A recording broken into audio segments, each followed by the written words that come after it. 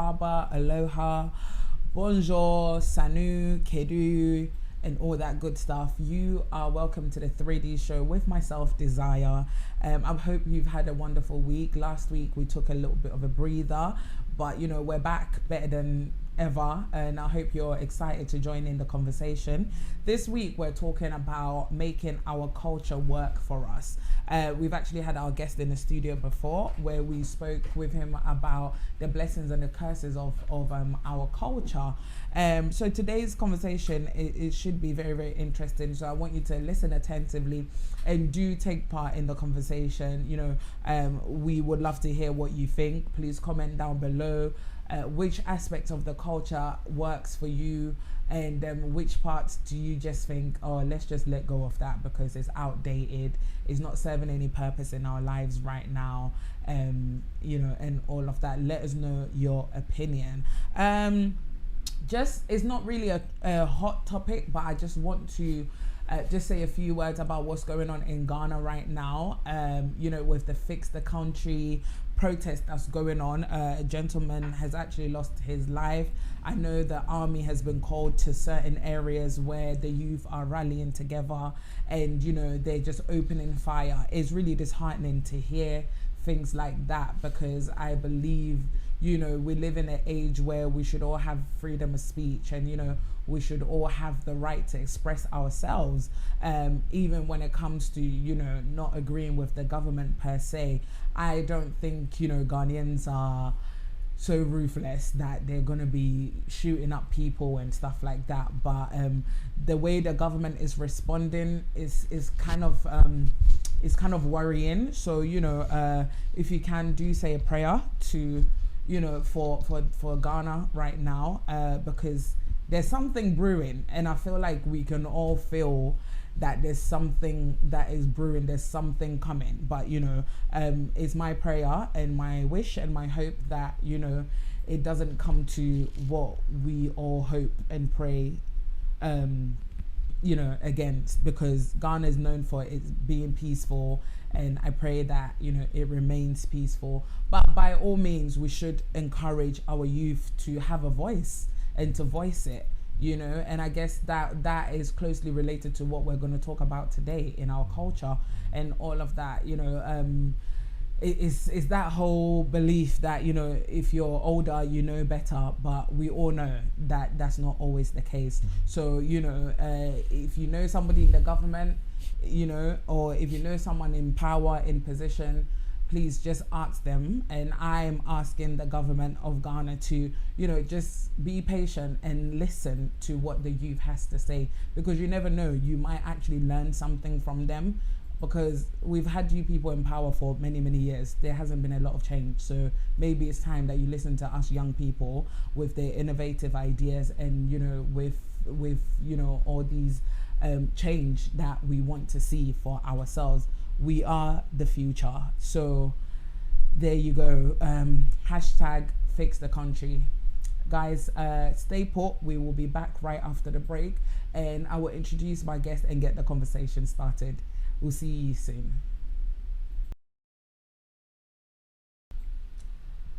Hi, welcome back to the show. If you're just tuning in, you are tuned into the 3D show with myself, Desire. Remember, whatever decision you make today is sure to determine your destiny tomorrow. Today we are joined by Mr. Isaac Benjamin Nyako. Yeah, I've got the name right, isn't it? Yeah, Isaac Benjamin Nyako. It's so weird that people have two English names, because yeah, that's why I just like to say Isaac Nyako, but yeah, let's not forget the Benjamin. Guys, we are joined with Benjamin Nyako in the studio. We've had him here before, actually, and you know, like I said before the break, we spoke about you know, the blessings and curses of culture, and today we're going to continue that conversation in a slightly different angle, but nevertheless it's still centered around culture. I think is such a good and important conversation to have, you know, within our homes and, you know, within our friend groups and things like that, because our culture is what identifies us, isn't it? So it is important for you to know what culture you come from, and it's also important for you to understand that. But today we are going to talk about which aspects of the culture, you know, should we really like keep, and which parts should we perhaps let go of, if there are any, you know, that we should let go of. You know, we're all fortunate or unfortunate to have migrated out of our original countries. A lot of us live in America, a lot of us live in the UK, in the Ukraine, in the United Emirates. You know, so we're finding ourselves having to adjust to other people's cultures, and sometimes it's really hard to find the balance. So what I hope that the conversation today will help you find that balance and, you know, come to some form of conclusions or find some answers that I know a lot of us are struggling with. Please do comment down below if you're watching via Facebook or YouTube, and please share the video, and share the video. So welcome to the show, Isaac. Thank you very much. Yes. Thank you, Desire. How are you? Oh, by God's grace, I'm good. Good. Thank you, and thank producer Marcus as well for bringing me back here again. So people are in the comment section. MDA, Auntie Sandra. Okay. And I've heard some people call you man of God. What's that all about? Are you a man of God, or are you like what's that title? Personally, I don't use that title. Is people. But are you a pastor? No. Oh, okay. No, not yet. Anyway. Okay. You know, but I do the work of God. You know, so I assume that's where people get that thing from. They call me man of God. People call me prophet. People call me, but I don't work with that title because, you know, I don't feel like I need to. Okay. It's not necessary. Yeah. Because what it is nowadays, you find so many people, they feel a little bit of anointing on them, and then they feel like, okay, I'm anointed, so I need to go and start a church. I need to put a title on myself, and then what happens? Eventually, they crash. Okay. That's yeah. fine. That was, by the way, I was just being nosy. So, you know, let's get straight into the conversation. Yeah. Making our culture work for us. What tell us about that? How do we do that? Well, it's a very good question. First of all, before I start, I want to thank God, and I want to thank you and Brother Marcus for making this opportunity happen once again, and all those people also who have come to support us, those who have called us to encourage us. You know, I want God to bless them, and I pray that this will also continue. The simplest answer is for our culture to work for us. Basically, we need to, like you mentioned before, the negatives and the positives. We need to sit down and look at how the negatives have affected us and why they've affected us, you know, and also look at the positives and how far the positives have taken us. Like you mentioned that many of us have had to travel to different countries. We've left our homes and we've gone to different places, and we've had to like work hard to adjust. Yeah. And that has been one of the toughest, you know, experiences with especially many of us who have come from Ghana. You know, because it's like where we come from and compared to this country, it's a whole different ballgame. It's a big difference as into how to respect your parents, respecting your adults, you know, how to speak when you are with certain people. But then when you come over here, you know, children can speak to their parents anyhow. Children can swear at their parents, you know, children can make demands, and we think to ourselves, hang on, when we're back in Ghana, you can't make certain demands because, you know, you had to, you know, come right. You had to approach your parents right, you know. So know your place. Yeah, know your place. Yeah, you know. But I think last time we also discussed that sometimes in our culture, sometimes the authority of the parents or the authority of the guardians can be taken a bit too far, and then it turns into, you know, timidity and all that kind of stuff. Yeah. You know, but I think as we go along, we're going to go into it and find out how best to make use of the culture to benefit us. Right. Yeah. Okay. Yeah. Okay. So when I mean, I understand all that you're saying. So which part of the culture is not working for you? and which part is working for you? The part that's not working for me is the part where it's like you're not allowed to choose your own destiny. It has to be chosen by your parents, or it has to be chosen by your family, and you realize I'm not just talking about me, but I'm talking about so many other people as well that I've seen that it has ended up damaging them. Mm-hmm. It has become a detriment to those people, even to the point where, like we mentioned before, some have become timid. They've lost their own identity. They don't know who they are because they've grown up fulfilling the destiny of someone else. Okay. And that can be very painful. Yeah. So I mean, I get that. Yeah. Because it's sometimes it's not even like your family or whatever. It just seems to be like somebody that is caring for you or has some kind of financial like leverage over you, tends to think that they have the power to make certain decisions for you. So which again, we're having a discussion, you know, making the parts of the culture work for us. Which parts should we let go of?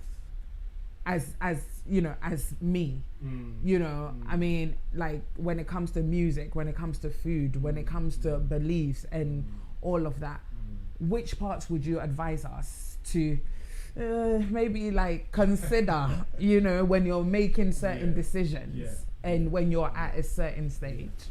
I think the part that we should get rid of, which I strongly believe in, is as a child, or as a child is born, or as a child is growing up, the part that we should avoid is trying to pinpoint what the child should be, instead of allowing the child to show us what God has made them to be. You see, because for instance, you know, looking at the youth, when you sit around children, you can tell, okay, this one is going to be like this by the way they behave, by the things they say, or by the things they do. You can tell. You can have some sort of understanding as into what the child is going to be when it grows up. You see, but when we try to, you know, impress our opinion upon that child that oh, you are going to be this, and that's final. I think that's one of the things that we should get rid of in our culture, because it suppresses the child and it causes the child to be someone else. Okay. And the child grows up becoming, you know, someone that they're not supposed to be. Okay. You see, and that's very painful. That's why when you look at our culture, where we're from, a lot of people are not able to succeed. People are not as successful as they should be because of that particular mentality. But then when you come to England, or you come to America, or the West, or the westernized world, because children are allowed to become the people they're created to be, people in the Western world are more successful. And that's harsh to say, but that's the truth. Okay. Because when the child is growing up in England, the child is actually allowed to, you know, identify who the child is, identify who they are, and they are given the opportunity to use their skill. So at a certain age, by the time the child is maybe 20 or 22, the child knows already, okay, I'm going to be this person and I'm going to go for it. And they actually get encouraged. You see, that's why people in England or America seem to be more successful than people who come from where we come from. Yeah.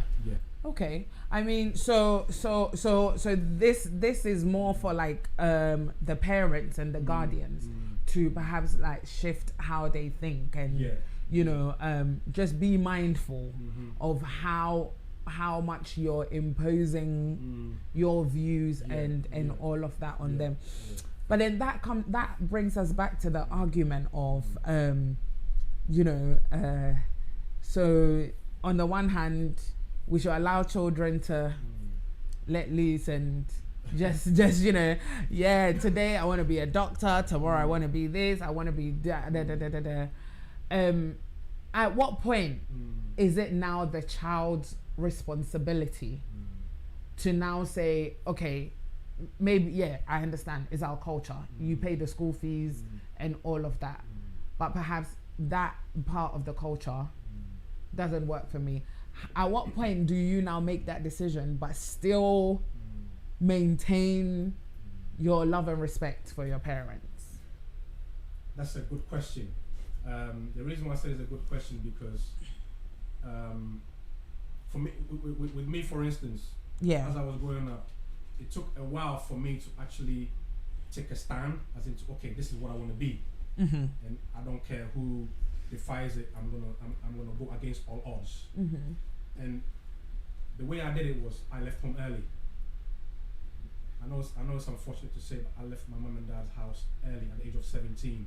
Mm-hmm. I moved out because I realized that was the only way for me to be the man that God created me to be. Mm. Because at an early age, I was very creative, I was very innovative, I had so many ideas, and I realized that God had made me that kind of person where I'm just full of ideas, I'm always writing these things down, I'm always drawing things down.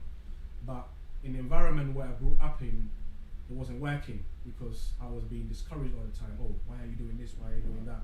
Mm-hmm. I'm thinking to myself, you can see that's how I am. Mm. That's how God created me. And if you're not going to allow me to be this person, then guess what I'm going to do? I'm going to have to do what I'm going to have to do. So Yeah. I know it sounds negative for me to say. I'm not encouraging Why does it sound negative? because it might seem like I'm encouraging some people to maybe rebel against their family or whatever. But I mean, like you said something which I think that it seems to be. I hope I'm not generalizing, but I think it seems to be a huge part of our culture, and even now you see it in Ghana where you will meet. I'm a woman. You're on holiday. You meet a guy, 35-year-old, and they're still living at home. Yeah. And to me, I'm like, Yeah. I left home at 18. Yeah. Yeah. So for you to say, I hope, I know it seems bad, but I moved out quite early. Yeah. That seems to be the norm here. And I'm struggling to see how that's a bad thing, because I feel like, since we're talking about making certain aspects of our culture work for us, moving out shouldn't be seen as a bad thing, because you need that independence. And like you rightly said, when you're out there on your own, by all means, don't burn bridges at home and, tell them to, but yeah, like taking that step will help you as a young man, especially, learn about yourself, learn about finances, how to run a home. And all of that. So why is that seen as such a bad thing? Is there any historical context to that? No, it's not a bad thing. But what I'm saying is no, but it's seen as a bad thing in our culture. In our culture, and then it seems like for women, Yeah. you have to be at home till a man comes and marries you. Yeah. Like, and for me as a woman, that part of the culture don't work for me, because I need to explore the world. Yeah. So like you're saying, that most of the time, the longer we stayed at home, the worse it gets for us, because it's like when the time comes for us to be able to step out and fulfill our destiny, we're actually at home still being a child, although we're adults. You see, and that's why, especially where we come from, people are not as successful as the people who are outside the country. So, like as you said before, how do you define success? Because you keep repeating this. Success. But I know people, very young people in Ghana, Nigeria, that are doing exploits. Yeah. So how are you defining success? Success as in being fruitful as in being able to produce what you were meant to produce. Okay. You see, it's not necessarily about making money. Money is just a product of success. Success in my eyes is the ability to be able to make use of what you have. What you have, okay. To the best of your ability. You see, the money will also come as a bonus. So going back to what we're saying, that in my situation, I had to leave home early in order for me to find my own way, for me to be able to put my feet down and to be able to be the person I was created to be. Okay. And I realized that leaving home, though it wasn't easy, I went through many challenges. Some were even near-death situations. Because of the people that I sort of connected with, the choices I made. But eventually, I'm actually glad where I am now, because I managed to find the right way. And I'm actually glad that I left home early, because I was able to hold on to my gifts and my talents. I protected them. and I made use of them. I didn't neglect them, you know. So the answer to your question is that part of the culture. If parents who are listening now, if parents will actually sit their kids down, take the time, sit the children down, identify that, you know what, every child comes with a gift. Every child comes into the family with their own gift, their own talent that they're supposed to use to transform the world. And if we take it from them, they can't be who they're supposed to be. Yeah. You see what I mean? And if they can't be who they're supposed to be, regardless of how successful they are in something else, deep down they're not fulfilled. And that's very painful. Yeah. Okay. Yeah. So I mean, great point. So moving on, what other ways, like what specifically, which aspect of the culture, like are you proposing that we should perhaps think about making it work for us, like, you know, like, let's be specific. One of the aspects that I really admire about our culture is the humility aspect, the respect aspect, because it has helped me. It has kept me out of a lot of trouble. Because I remember there was a incident when I was young where a friend of mine got into a fight in a nightclub, you know, and when he went home, he said, "Oh, I was there with him. I wasn't there with him. I was working." You know, and his mom confronted me and said, "You know, I blame you because you were the one who took us." I said, "No, it wasn't me, but because of the way I responded to the woman, because I took my time and I explained to her, I called her mommy, or mommy, it wasn't like that. She actually, you know, diffused her anger. Okay. You know, but meanwhile, her son was speaking to her anyhow, and you know, insulting her, and you know, this kind of behavior. So that resulted in her kicking him out. Okay. You see, and I want to use that as a scenario to explain that where we come from. I think the humility aspect works for us. It's a very, very huge point, because look at the kids in this country. You know, they don't respect the police, they don't respect the soldiers, they don't respect authority, and as a result, they're always getting in trouble with authority. You see? Yeah. And when you think of it, how many Ghanaians do you hear in this country get into that kind of trouble? Not a lot, because where we come from, we are taught, or we are trained to appreciate humility, to appreciate respecting elders, or respecting other people. Yeah. Or when you go into someone's environment, how you should behave. So with me, that's one aspect that I really admire. Yeah. And I think that the youth in this country should really take on board that aspect of it, because it will really save their lives. Yeah. It will really, really do a lot of good. It would definitely be beneficial. Yeah. And you know, sometimes humility goes a long way. It does. Even being humble to yourself and the situations that you are facing, because a lot of the times we are given opportunities, and you know, all it takes is being humble.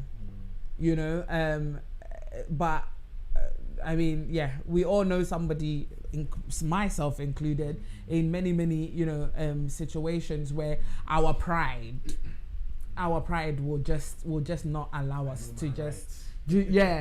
Yeah, like, you know, I know my rights, especially when it comes to some of us ladies right now. You know, I know my rights as a woman, I'm entitled to this, but sometimes it's like, just in that moment, it's not gonna take nothing away from you to just give the other person what it is that they want in that moment.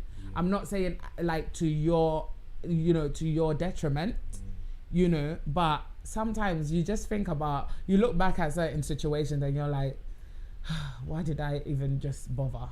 You know. So I agree, like I feel like that aspect of our culture is really something that we should all try and hold on to, and just try and like teach the people around us, because it will really benefit us. And what other aspects? The other aspects, I remember last time I was here, you spoke about Yonkodo and Bahoye. It's something that I really admire as well.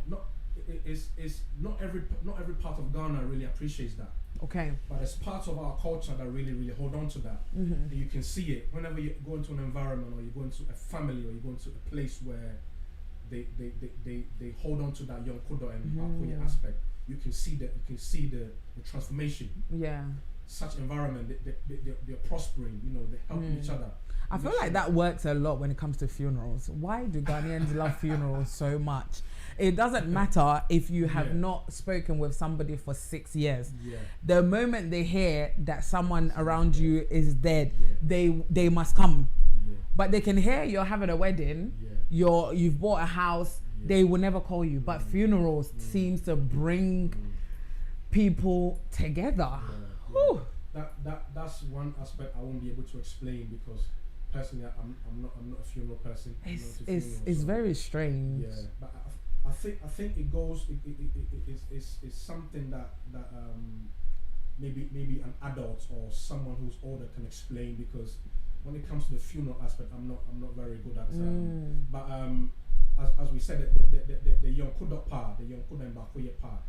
Togetherness, guys. Yes, if we can really hold on to the aspect and spread it out more, it will transform our culture. Because there's too much of this.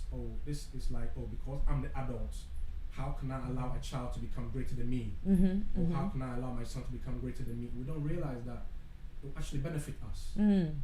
Because even when you look at God, for instance, look at it from a biblical point of view, the scriptures said what? How he exalted his son above himself. He exalted his word above himself. And the word became flesh, according to John chapter 1 verse 14. The word became flesh, meaning Jesus. Jesus became flesh, and the word was Jesus. So according to John chapter 1 verse 1, it says, well, in the beginning was the word was with God, and the word was God. So if God exalted his word above himself, which means he exalted his son above himself. So as a human being, it's your duty or it's your responsibility to make sure that your children become greater than you. Because what? You are going to actually get the benefit. You see, like your name, Desire Danso. Danso is not your name. Danso came from your father. You see, so when you go somewhere and your name is mentioned, Desire, people know you as Desire. Okay, that's you. Yeah. When you put the Danso there, you are identified as the Desire Danso, Danso's daughter. So automatically your father's name is mentioned. So when you become a successful person, like an entrepreneur, successful, you are a wealthy person, and your dad needs something. How difficult would it be for you to get that thing for your dad? It would be difficult, because that's the person that raised you. But then does that really work? Because it is also culture that women should let go of their daddy's name and pick up another person's daddy's name. I was coming to that. I don't agree with that. I don't agree with that. I was coming to I that. I don't agree with changing my name. Well, because that's your dad. That's not my dad. The children can have their daddy's name because that's their dad. So that's one aspect of culture that I struggle with. So I'm not imposing that, but I'm just saying. But like I was saying, when you look at it, right, in our culture, it's like we're doing it the other way, and that's why it's not working for us. But if we do it God's way, that when we bring children into this world, it is our responsibility to make sure that they become greater than us. They do greater than what we're doing. That's what even Christ said to the disciples. He said, "What? You must do greater than what I do. I've given you the authority and the power to do greater things than I." And why? God will take the credit anyway. So if we have children in our lives and we always try to diminish them, I will not allow my son to be greater than me. How can I allow my son to be greater than me? And then we realize that, okay, the son is not prospering, the father is not prospering, the brothers and sisters are not prospering, and as a result, the whole family is struggling. You see?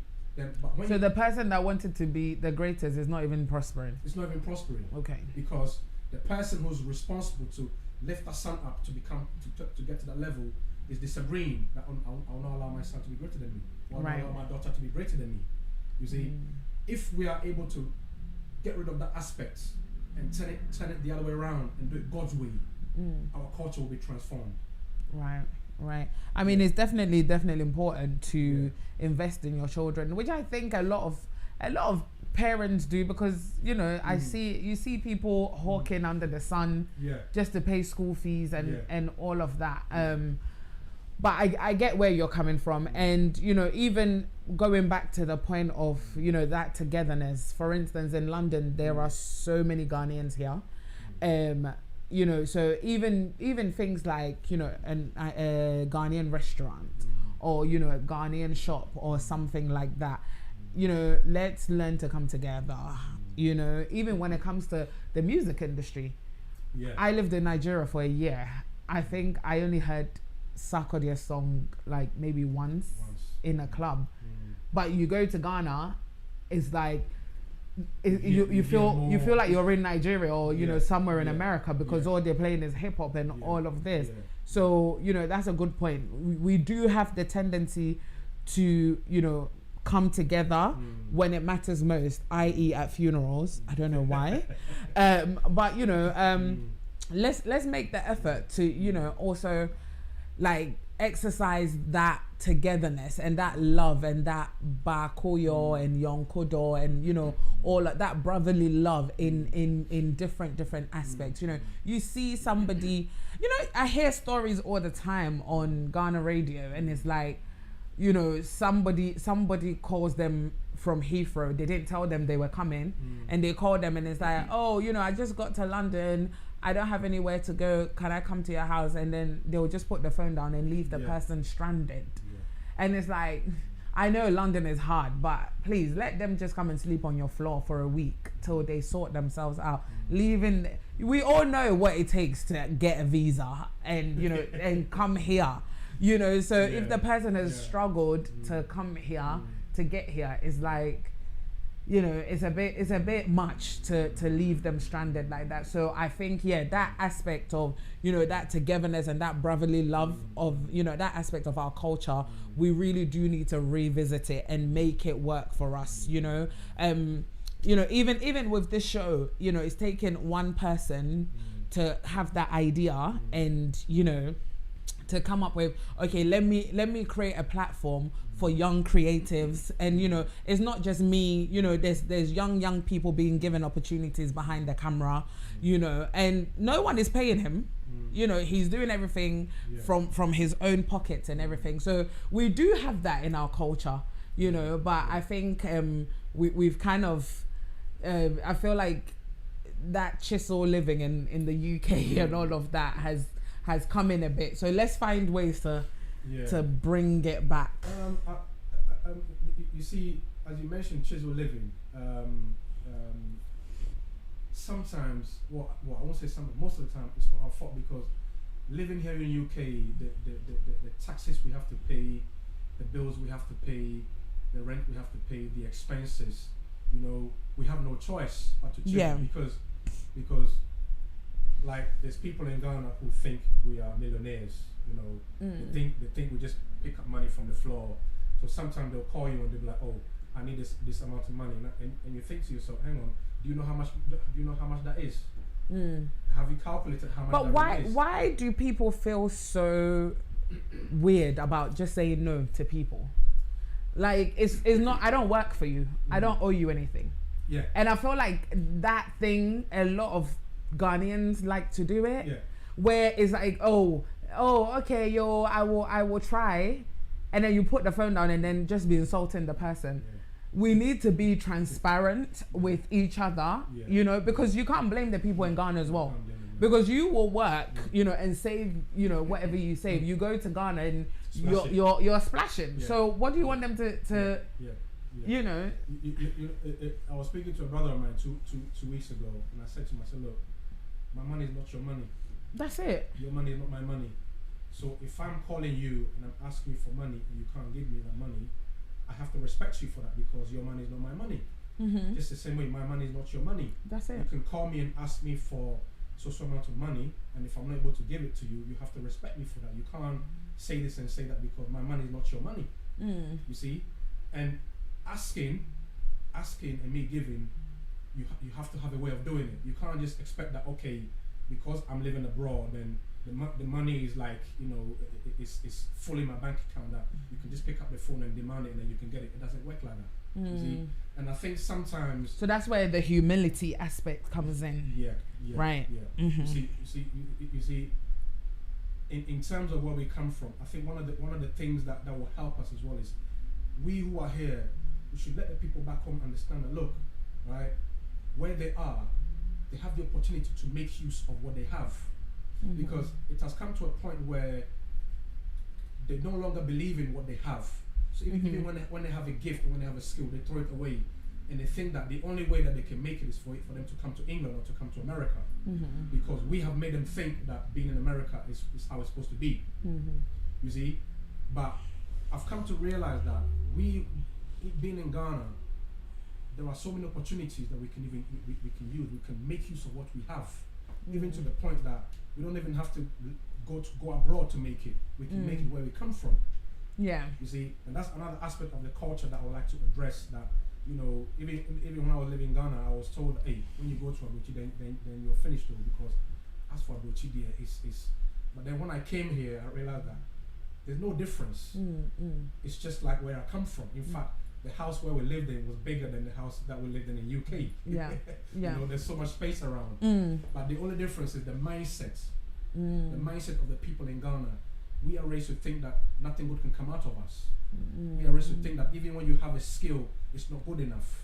You see, but then when I came here, I realized that the skills that we can use in Ghana, that's the skills that the people are using here. Yeah. And that's what's making the money. Yeah. Like a friend of mine was telling me about farming. He said, oh, why should you come from England to Ghana and become a farmer? I said, have you realized that farmers are some of the wealthiest people in the world? And I said, look at Prince Charles. Prince Charles is a farmer. That's what he does for a living. The royal family, the majority of the royal family, they are farmers. That's how they make their money. They don't get money from their royalty, because royalty is just a title. Okay. I said, go onto YouTube and look at their lifestyle. Most of them are farmers. And I said, farming can make you a very wealthy person, even within a year.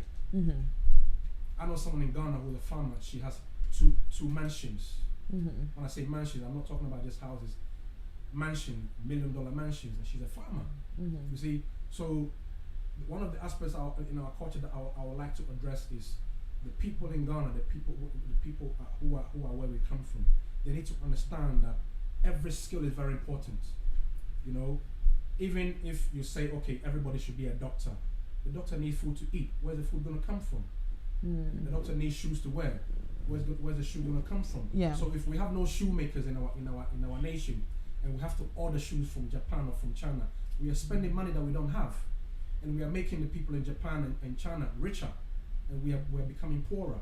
But yet we have the skill to manufacture shoes in Ghana. Yeah. So if we manufacture the shoes in Ghana, we buy the shoes in Ghana, and the money stays in Ghana. So to Ghana we become wealthy. But then we find buying shoes from Italy or buying shoes from Germany or from whatever, and the money goes where? The money goes to the German or the Italian, and he's living in his mansion. And every day we are saying that we're accommodating.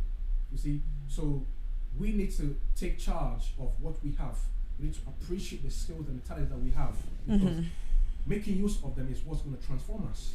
Yeah. And when we use them, we'll actually see that actually making use of our skills or making use of the thing that God has given us will actually break a lot of the poverty that we are facing. Yeah. Wow. Okay, so guys, if you are just tuning in, this is the 3D show with myself, Desire, and our guest today is Mr. Isaac Benjamin Nyako. We are talking about making our culture work for us, and so far we've spoken about humility. We are brought up to respect authority and to give respect to our elders, and we've given examples of how having humility can work for us in many aspects of our lives. It can work for us in our relationships, it can work for us in the workplace, and in recent times it can work in places like being arrested or finding yourself in a compromising position. Don't confuse humility with timidity. We're not encouraging you to lay down and let anybody walk all over you. because even me, I will come and shout at you myself, you know. But of course, just being humble and, you know, learning to let pride go when it needs to be let go, and, you know, just letting things be. Just agree to disagree, and let's just move on and keep the peace. And then we've also talked about, you know, the aspect of togetherness, the brotherly love and the sisterly love, Ba Koyo and Yonkodo, and all of that aspect of, you know, our culture is very, very important. In many ways we've deviated from it, and, you know, we find ourselves kind of separated, but, you know, wherever you are, find a way to, you know, support your local businesses. Find the same vim that we've got to be supporting Beyonce. Yeah. You know, buying concert tickets and all of that. Let's use the same vim to support our Ghanaian people, you know, our black-owned businesses, our peers, our family. You know, we've discussed about how, oh gosh, I should buy from them so they will be driving the latest car and the latest this. But what you don't know is, you know, by investing in that person, it's creating opportunities, and it might come full circle where it might not be you directly, but, you know, someone in your family, someone in your circle might be able to benefit from that. And all that opportunity stemmed from you buying Kenke from their shop. You know, that kept their shop from not closing. And because of that, someone is keeping their job as a cleaner. Someone is keeping their job as a shop attendant, you know. So whatever decision that we make, we just need to remember that it doesn't only affect us. Like, you know, it has a ripple effect, and, you know, and the universe always has a way of bringing it back to us. So let's move on. What we've given two great examples. What other aspects are we making work for us? Also, another aspect that I think we need to tackle is being able to recognize the potential in other people. And I would like to use a topic in my book to address that. The story of Simon of Cyrene, when Christ was carrying his cross to be crucified. Yeah. It got to a point where he couldn't take it anymore. So here comes Simon of Cyrene, who was compelled by the Roman soldiers to help Jesus Christ to carry his cross to Calvary. Yeah. Now, when you look at it, the disciples who were with him, they deserted him. The crowd who was with him, who was, you know, who came for him to do miracles for them, he fed them. None of them qualified to carry the cross for him because they weren't interested in him. Right. But yet here comes Simon of Cyrene, who was not even part of the crowd.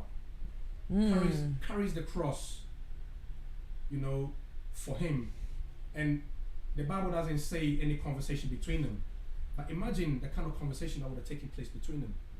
So put yourself in Simon of Cyrene's shoes. Now you've come across a fellow Ghanaian or a fellow African or a fellow person, a kindred spirit, and the person is struggling.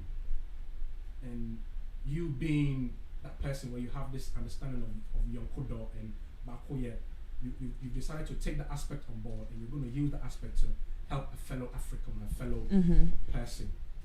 You see, regardless of how heavy the cross is, or regardless of how heavy the challenge is, or regardless of how far the journey is, you have made up your mind to be Simon of Cyrene to that person. And what we find is many a times in our culture, you see, we think, oh, why should I help him? Or why should I help her? Or if I help her or if I help him, she's going to succeed. She's going to become greater than me, or she's going to become more successful than me. But we fail to understand that when you read the Bible, Simon of Cyrene has become a significant figure, more than the people in the crowd, or more than the people who surrounded Christ. Yeah, his name stands out. You see, he has become a significant figure, a well-respected figure. He has become a historical figure, even to the point where the name Simon is known all over the world, in every culture. Even unbelievers name their children Simon. Yeah, you see, but how many people do you know who name their children Lucifer or Jezebel? It's significant, you see.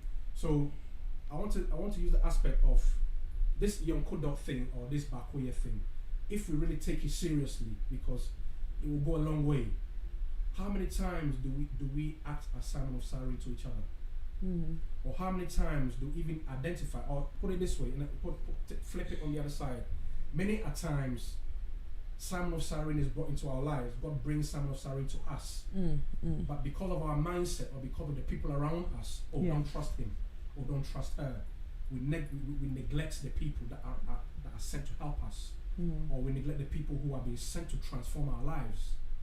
And as a result, many a times we spend the rest of our lives biting our tongue, saying, I wish I had, or I wish I respected him more, or I wish I appreciated that woman more, or I wish I got closer to that person more, or I wish I had allowed that person to come into my life more. You see, and as a result, many of us have ended up, in lifestyles that are painful because we did not recognize the Simon of Cyrene when they came into our lives. We actually thought they were enemies because of the voices that we heard. Like, don't trust Desire Danso because that woman, or don't let her near you because she's this. But then, maybe if I've taken the time to get to know you better or get to know who you actually are, I actually realize that the person who's actually telling me not to trust you is probably even the enemy. You see, most of the time, the people who are close to us, we trust them even more than the people who are far. Don't forget that Simon of Cyrene was not part of the crowd. He was not none of the disciples who were closer to Jesus. Yeah. But when he was arrested, what happened? They were the ones that deserted him. Right. But here comes Simon of Cyrene, who was not even part of the crowd. He was the one that carried the cross. However far the journey was, however difficult it was, he was the one that carried it all the way to the end. As a result, you and I were able to get the salvation of Christ. So to put that story into context, where we come from, this Bakoye business, this Yonkudo business, if we're able to take it seriously, for us to be Simon of Cyrene to each other, both ways. You carry the cross for me, and I carry the cross for you. Yeah, the journey is long, but I've made up my mind. We're going. You're with me. You're with me, and I'm with you. We're doing this together because what? It's going to benefit me. It's going to benefit you. It's going to benefit our children. Because when our children grow up and they realize that, you know what? Our dad was able to help a community to rise up out of poverty by carrying the cross for them. A community was able to help our father by carrying the cross for him. So it goes both ways. So when the children grow up and they realize that, look, this young Kudo business and this Bakoye is actually very significant, they'll actually use it to break a lot of negativity from their lives. Yeah. Wow. Yeah. Okay. I mean, this is a great point because I feel like our leaders need to hear this. Because you vote them into power and then they just come in for their own selfish gain. So I think it's very, very important for us to have that empathy. And as a people and as a culture, we do have these things, but we tend to just kind of move away from it. And it's about time we come back, to all these positivity and, all these things that define us as Africans. Because if you go outside, Ghanaians are known as some of the best people out there. And, you hear this all the time. Oh, Ghanaians, they're so friendly, they're so this. But how comes when it comes to our own, we don't exhibit these things? Unfortunately, our time is gone. I just want to say a big, big thank you to MDA for tuning in. Miss Eva New Love as well. Thank you guys for tuning in. Just before we go, what are your last words for us? My last words was, if anyone who has tuned in today to listen to us, it's very important that you look into yourself. Perhaps you've grown up in an environment or in a family that has made it difficult for you to use your talent or for you to fulfill your destiny. It's never too late. It's never too late. Or probably you've grown up in a lifestyle where the choices you made, or maybe you went into a relationship, or you went into a marriage, or you went into a job, or something has caused you to lose confidence in yourself. That has put you in some sort of darkness that it feels like it's difficult for you to rise up. I pray that by watching this program, you get the insight, you get the innovation to rise up out of that cage. Be encouraged. Look into yourself and understand that you are a special human being. It's never too late. you still have the opportunity to come out of it. You still have that spark in you. Find it. Look it within yourself and find it. Or even if you don't know how to find that spark, by watching this program, listen to what we have said here. You know, don't look down on yourself, because where we come from, I know it's unfortunate that, you know, there's been aspects of our culture that's broken us down, but we have learned to, you know, come out of that cycle. So by watching this program, I'm encouraging anybody out there watching this program that, look, if I was able to break out of it, you can also break out of it, and you can become successful.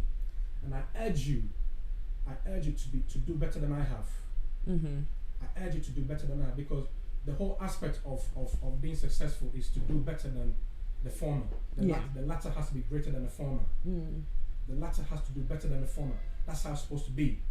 So if you're a father, if you're a mother, if you're an auntie, you're an uncle, you have any siblings in your life, you have any young children in your life, I urge you, don't be envious of them. Don't suppress them.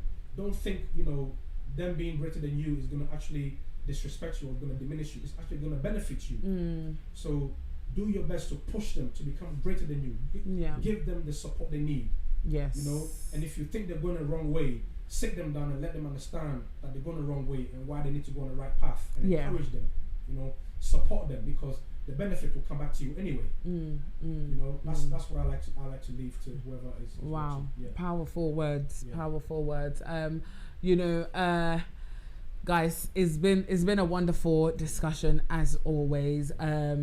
Let's keep the conversation going in the comment section. You know, which parts of your cultures, you know, has worked for you, and which parts hasn't worked for you. Please comment down below your experiences, your stories, and, you know, I'll be happy to read them and reply, and of course learn from you as well.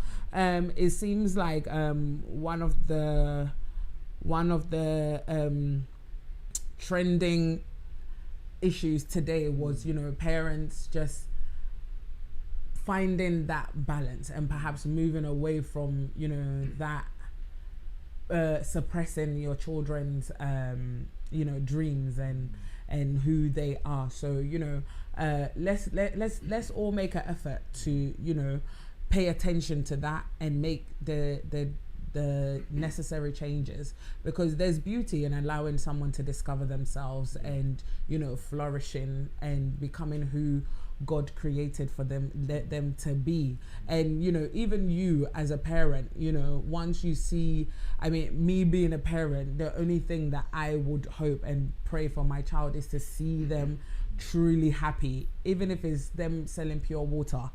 Like, if my child, you know, wakes up in the morning happily to go to work, that will fulfill me as a parent. So a lot of the times, you know, it's not just about having that bragging rights. You know, my son is a doctor, my son is a lawyer. Is your child happy? Are they at peace? Are they walking in their purpose? You know, so yeah, let's make the aspects of our cultures that work for us, let's flourish in that, and those that perhaps don't work for us, let's question it and move away from it. It's been a wonderful week. It's been a wonderful topic. It's been a wonderful discussion. And, you know, I just want to leave you with this. Listen, regardless of where you find yourself, remember, your life is in your hands. You have the power to create the life that you want, because you were created in the image of somebody who created the world. So don't take that for granted. I always say this. No matter, just like Isaac said, no matter what the situation is, just know that you have the power and you have what it takes in you to move away and to flourish away. It's not going to be easy, but, you know, remember, whatever decision you decide today is going to, like, determine who you're going to be tomorrow and what kind of generation are going to come from you. So it's not always about us. As much as, you know, we would love it to be, it's not always about us. We have to move away from that mindset of me and start making decisions, because there's a lineage that's coming from us, you know. Yeah, so I hope you guys have something to think about, something to ponder over, and I hope you've been touched by this topic as much as I have.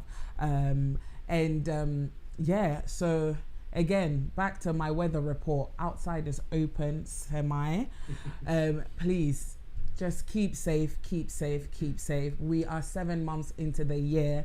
I need all of us to cross over together. So keep safe, be humble, be proud of who you are and where you come from. Be proud of your culture and share it with everybody else around you. Once again, this has been the 3D show with myself, Desire. I want to say a huge thank you to my sponsors, World Media Productions, ITS Pro Training. You can contact them on 07904686944 if you want to get your CSCS card or your CIA badge as well. Please contact them.